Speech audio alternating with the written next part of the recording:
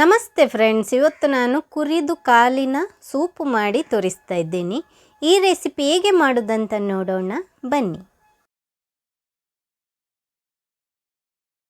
ಸ್ವಲ್ಪ ಎಣ್ಣೆ ಹಾಕ್ಕೊಳ್ತಾ ಇದ್ದೀನಿ. ಬ್ಯಾಡಗಿ ಮೆಣಸು 2 ಹಾಕ್ಕೊಂಡಿದ್ದೀನಿ, ಕಾಯಿ ಮೆಣಸು 1, ಈರುಳ್ಳಿ ಅರ್ಧ, ಧನಿಯಾ 1.5 ಟೇಬಲ್ ಸ್ಪೂನ್ನಷ್ಟು, ದೊಡ್ಡ ಚಮಚದಲ್ಲಿ 1.5 ಚಮಚ ತಗೊಂಡಿದ್ದೀನಿ, ಜೀರಿಗೆ 1/4 ಟೀ ಸ್ಪೂನ್ನಷ್ಟು, ಕಾಳು ಮೆಣಸು ಅರ್ಧ ಟೇಬಲ್ ಸ್ಪೂನ್ ತಗೊಂಡಿದ್ದೀನಿ, ಸಣ್ಣ ಪೀಸ್ ಚಕ್ಕೆ ತಗೊಂಡಿದ್ದೀನಿ. ಈಗ ಇದನ್ನು ಸ್ವಲ್ಪ ಹುರ್ಕೊಳ್ಬೇಕು.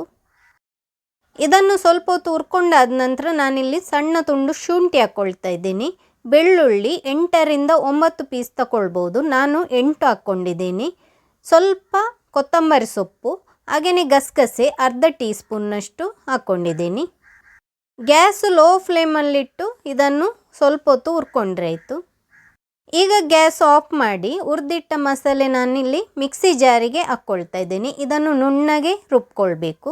ರುಬ್ಬಿಯಾಗಿದೆ ನೋಡಿ, ಹೀಗೇನೆ ನುಣ್ಣಗೆ ರುಬ್ಕೊಂಡ್ರೆ ಆಯಿತು. ಕುಕ್ಕರಿಗೆ ಸ್ವಲ್ಪ ತೆಂಗಿನ ಎಣ್ಣೆ ಹಾಕ್ಕೊಳ್ತಾ ಇದ್ದೀನಿ, ಅರ್ಧ ಈರುಳ್ಳಿ ಹಾಕಿದ ನಂತರ ಸ್ವಲ್ಪ ಹೊತ್ತು ಇದನ್ನು ಹುರ್ಕೊಂಡ್ರೆ ಆಯಿತು. ನಿಮಗೆ ತೆಂಗಿನ ಎಣ್ಣೆ ಬೇಡದಿದ್ದರೆ ಬೇರೆ ಎಣ್ಣೆ ಕೂಡ ಯೂಸ್ ಮಾಡ್ಬೋದು. ಇನ್ನು ಇದಕ್ಕೆ ಕುರಿ ಕಾಲನ್ನು ಹಾಕ್ತಾ ಇದ್ದೀನಿ. 4 ಕಾಲು ತಗೊಂಡಿದ್ದೀನಿ. ಅರಶಿನ ಹುಡಿ 1/4 ಟೀ ಸ್ಪೂನು, ಉಪ್ಪು ರುಚಿಗೆ ಬೇಕಾದಷ್ಟು. ಕುರಿ ಕಾಲು ಹಾಕಿದ ನಂತರ ನಾನಿಲ್ಲಿ ಸ್ವಲ್ಪ ಹೊತ್ತು ಎಣ್ಣೆಯಲ್ಲಿ ಹುರ್ಕೊಳ್ತಾ ಇದ್ದೀನಿ. ಗ್ಯಾಸನ್ನು ಲೋ ಫ್ಲೇಮಲ್ಲಿಟ್ಟು ಇದನ್ನು ನಾನು 2 ನಿಮಿಷದ ಹೊತ್ತು ಹುರ್ಕೊಂಡಿದ್ದೀನಿ. ಇನ್ನು ಇದಕ್ಕೆ ರುಬ್ಬಿಟ್ಟ ಮಸಾಲೆಯನ್ನು ಹಾಕ್ಕೊಳ್ಬೇಕು. ನಾವು ಆಗಲೇ ರುಬ್ಬಿಟ್ಟ ಮಸಾಲೆಯನ್ನು ನಾನಿಲ್ಲಿ ಹಾಕ್ಕೊಳ್ತಾ ಇದ್ದೀನಿ. ಮಸಾಲೆ ಹಾಕಿದ ನಂತರ ನಾನಿಲ್ಲಿ ಸ್ವಲ್ಪ ಹೊತ್ತು ಇದನ್ನು ಎಣ್ಣೆಯಲ್ಲಿ ಹುರ್ಕೊಳ್ತಾ ಇದ್ದೀನಿ. ಮಸಾಲೆ ಚೆನ್ನಾಗಿ ಮಟನಿಗೆ ಸೆಟ್ ಆಗಲಿಕ್ಕೆ ಬೇಕಾಗಿ ನಾನೀಗೆ ಹುರ್ಕೊಳ್ತಾ ಇದ್ದೀನಿ. 1 ನಿಮಿಷದ ಹೊತ್ತು ಇದನ್ನು ಹುರ್ಕೊಂಡ ನಂತರ ಸ್ವಲ್ಪ ನೀರು ಹಾಕ್ಕೊಳ್ತಾ ಇದ್ದೀನಿ, ಮಿಕ್ಸಿ ಜಾರ್ ತೊಳ್ಕೊಂಡು. ಈಗ ಬೇಯಲಿಕ್ಕೆ ಬೇಕಾಗುವಷ್ಟು ನೀರು ನಾನಿಲ್ಲಿ ಹಾಕ್ಕೊಳ್ತಾ ಇದ್ದೀನಿ. ಮಟನ್ ಕಾಲು ಬೇಗನೆ ಬೇಯೋದಿಲ್ಲ, ಅದಕ್ಕೆ ನಾನಿಲ್ಲಿ ಕುಕ್ಕರಲ್ಲಿ ಹಾಕಿ ಬೇಯಿಸ್ತಾ ಇದ್ದೇನೆ. ನೀರು ಜಾಸ್ತಿ ಹಾಕಿ ಬೇಯಿಸ್ಕೊಳ್ಬೇಕು. ಲಿಡ್ ಮುಚ್ಚಿ 15 ವಿಜಿಲ್ ತೆಗೆದ್ರೆ ಆಯಿತು.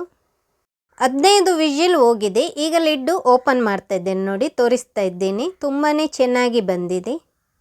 ಮಟನ್ ಕಾಲಿನ ಸೂಪು ನೋಡಿ ತೋರಿಸ್ತಾ ಇದ್ದೀನಿ. ಮಟನ್ ಕಾಲು ಕೂಡ ತುಂಬಾ ಚೆನ್ನಾಗಿ ಬೆಂದಿದೆ. ಮಟನ್ ಕಾಲು ಬೇಯದಿದ್ದರೆ ಜಾಸ್ತಿ ವಿಜಿಲ್ ಬೇಕಿದ್ದರೂ ತೆಗಿಬೋದು. ಈ ರೆಸಿಪಿ ನಿಮಗೆ ಇಷ್ಟ ಆಗಿದ್ದರೆ ಲೈಕ್ ಮಾಡಿ, ಶೇರ್ ಮಾಡಿ, ಕಮೆಂಟ್ ಮಾಡಿ. ಹಾಗೆಯೇ ನನ್ನ ಚಾನಲನ್ನು ಇನ್ನೂ ಕೂಡ ಸಬ್ಸ್ಕ್ರೈಬ್ ಮಾಡದಿದ್ದರೆ ಸಬ್ಸ್ಕ್ರೈಬ್ ಮಾಡಲು ಮರೆಯದಿರಿ. Thank you.